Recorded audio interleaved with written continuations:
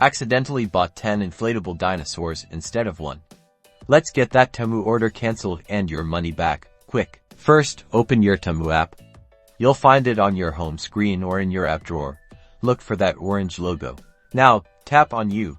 It's usually located at the bottom right corner of the screen. This is your personal Temu hub. Next, find your orders. Tap on it to view all your past and pending purchases. Locate the order you want to cancel.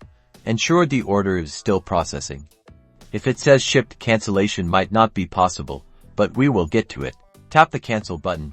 It's usually prominent and easy to find.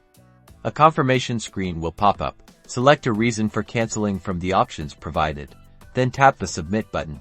The cancellation has been requested. You will be informed by Temu once this is complete. The refund process usually starts immediately and can take a few business days to reflect in your account, depending on your bank or payment method.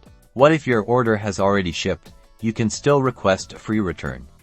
Once you received the item, go back to the order details page and request a return.